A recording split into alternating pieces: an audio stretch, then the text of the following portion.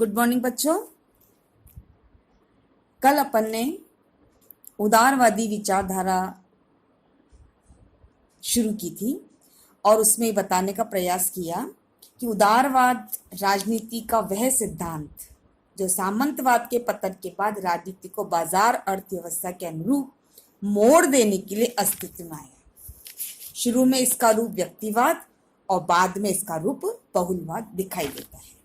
यह कोई बंदी बंधाई विचार प्रणाली नहीं है, बल्कि एक बौद्धिक आंदोलन है जिसने बदलती परिस्थितियों में कई प्रकार की चुनौतियों का सामना करते हुए अपने विचारों को अपनाने का प्रयास किया।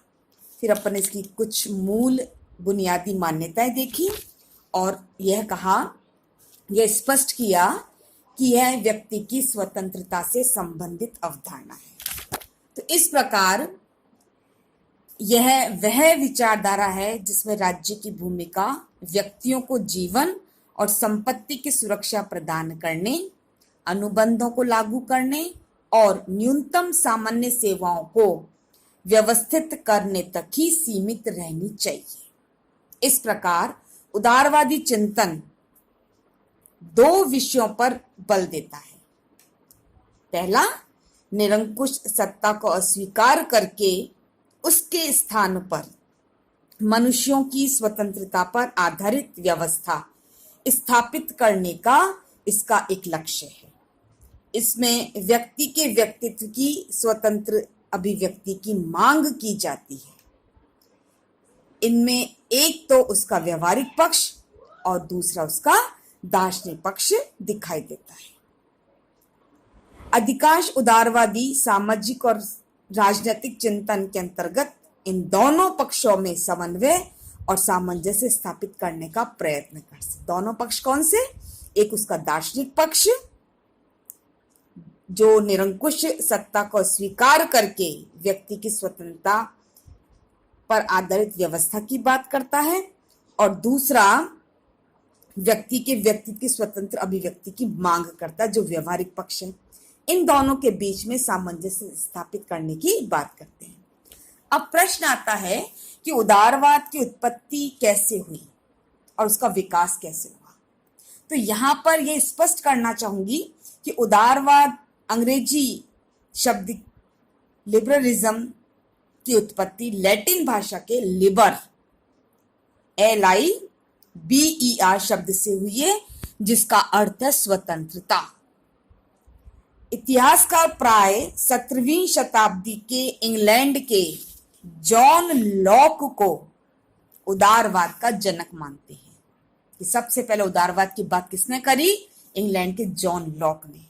और वहां की 1688 की जो गौरवमय क्रांति को उदारवाद की विजय के स्वरूप में देखा जाता है कि सबसे पहले उदारवाद की जीत कहां पे हुई? इंग्लैंड की गौरवमय क्रांति। परंतु उन दिनों उदारवादियों का नाम कहीं नहीं सुना जाता था। जॉन लॉक पहला विचारक था जिसने जीवन, संपत्ति और स्वतंत्रता के अधिकार को प्राकृतिक अधिकार मानते हुए अपना तर्क दिया कि सरकार की स्थापना इन्हीं अधिकारों की रक्षा के लिए एक न्याय के रूप में, ट्रस्ट के रूप में की गई है। यानी सरकार का क्या काम है कि वह व्यक्ति के जीवन की रक्षा करेगा, स्वतंत्रता की रक्षा करेगा और संपत्ति के अधिकार की रक्षा करेगा। अतः सरकार अपने इस दायित्व से बंधी हुई है। यदि वे अपना दायित्व पूरा नहीं कर पाते तो नागरिकों को अपनी सरकार के विरुद्ध क्रांति का अधिकार मिल जाता है। और इंग्लैंड इस गौरवमय क्रांति वह महत्वपूर्ण घटना है जिसमें जेम्स द्वितीय को राजगद्दी से उतारकर उसकी बेटी और उसके दामाद को राज्याभिषेक किया गया और राजमुकुट की शक्तियां बहुत सीमित कर दी गई। इस तरह किसी रक्तपात के बिना, किसी खून खराबे के बिना इंग्लैंड में पूर्णतया राजतंत्र की संवैधानिकता की स्थापना की गई। यानी राजतंत्र है, राजा का शासन है, लेकिन कैसा? संवैधानिक है। उस पर भी जनता के अधिकारों की रक्षा का दायित्व है। लास्की वस्तुतः उदारवादी परंपरा के जन्म की व्याख्या इस तरह से की जा सकती है। लास्की कह रहा है, इसके जन्म के साथ आर्थिक शक्ति एक वर्ग के हाथों से निकलकर दूसरे वर्गों के हाथ में चली गई थी। आर्थिक शक्ति जो थी अभी सामंतों के पास थी, अब आर्थिक शक्ति दूसरे वर्ग के पास। पहले ये शक्ति उच्च वर्गीय जमींदारों के हाथ में थी, अब ये शक्ति किसके हाथ में आ गई? जो मिडिल क्लास है, जो मध्यम वर्गीय व्यापारी है, उनके हाथ में आ गई। और उदारवाद का जन्म यह सिद्ध करने के लिए हुआ कि जिस तरह आर्थिक शक्ति का हस्तांतरण हो गया, आर्थिक शक्ति इकोनॉमिक पावर ट्रांसफर हो गई, उसी तरह राजनीतिक सत्ता का भी हस्तांतरण उपयुक्त होगा। तो हमें राजनीतिक शक्ति को भी ट्रांसफर करना पड़ेगा।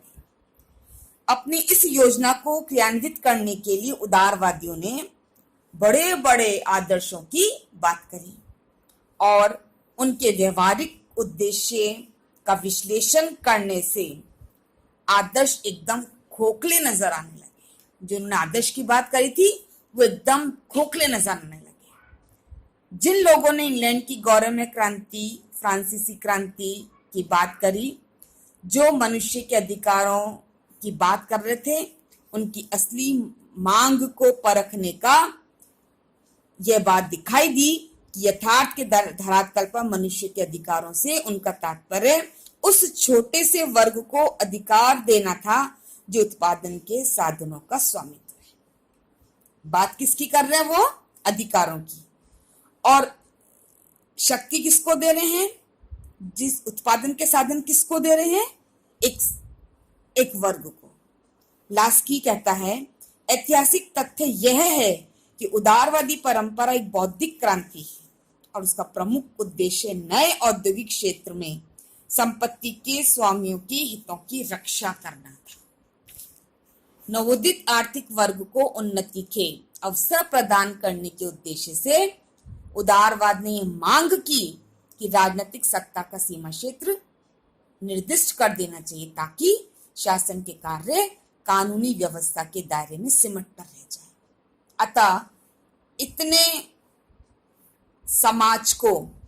समाज को उन विविध प्रतिबंधों से स्वतंत्र कराया जो राज्य की ओर से वाणिज्य व्यापार के क्षेत्र में लगे हुए थे।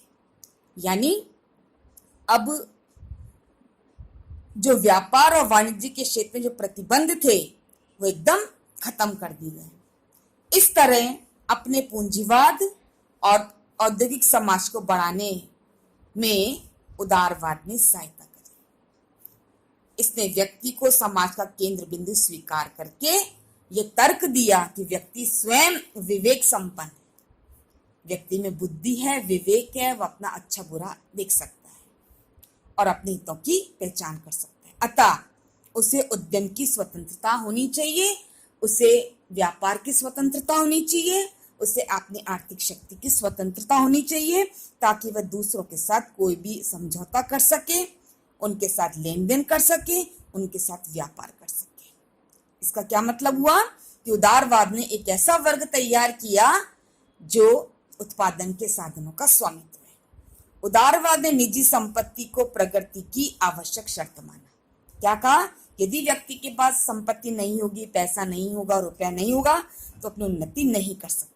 अतः उसकी दृष्टि शासन का कार्य यह देखना था कि संपत्ति के शांतिपूर्ण उपयोग में कोई रुकावट न डाल सके और कानून और व्यवस्था पर कोई आंच न आ सके। ज्ञान के क्षेत्र में उदारवाद ने स्वप्रकाशित सत्य को अमान्य ठहराते हुए चर्च की सत्ता का विरोध किया और ये दावा किया कि सत्य का पता लगाना और विज्ञान की सहायता से सृष्टि के रहस्यों का उद्घाटन करना तर्क बुद्धि का काम है। इस तरह उदारवाद ने वैज्ञानिक चिंतन को भी आगे बढ़ाने का प्रयास किया। उदारवादी सिद्धांत के अंतर्गत राज्य को एक ऐसा उपकरण माना जाता है जिसका निर्माण मनुष्य ने अपनी इच्छा के अनुसार और अपने हित साधन के उद्देश्य से किया। क्या है ये? उदारवाद एक साधन है, एक उपकरण है। कैसा उपकरण, कैसा साधन? जिससे व्यक्ति अपनी इच्छा अनुसार अपने हितों के साधन की पूर्ति कर सके, उसको साधन बना सके। राज्य के कार्यों के संबंध में पुराने उदारवाद और आधुनिक उदारवाद के दृष्टिकोण में महत्वपूर्ण अंतर देखने को मिलता है। पुराना उदारवाद अहस्तक्षेप की नीति और व्यक्तिवाद को प्रमुखता देने की बात करता है, अतः इसे नकारात्मक उदारवाद कहा जाता है। इसके विपरीत नव उदारवाद आधुनिक उदारवाद के नाम से जाना जाता है। इसमें व्यक्ति के कल्याण के लिए राज्य का आवश्यक हस्तक्षेप है, इसलिए सकारात्मक उदारवाद कहा जाता है। जो नकारात्मक उदारवाद के पक्षपाती हैं एडम स्मिथ, बेंथम, मिल और स्पेंसर हैं।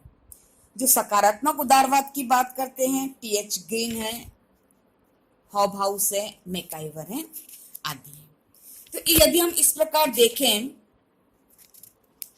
उदारवाद के दो रूप दिखाई दिए हमें, एक नकारात्मक और एक सकारात्मक। नकारात्मक किस रूप में?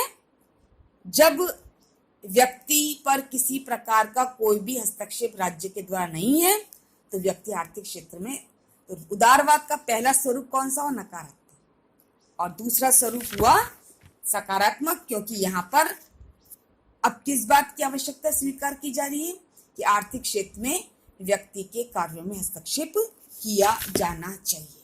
तो इस प्रकार उदारवाद व्यक्ति की स्वतंत्रता से संबंधित अवधारणा है। धन्यवाद।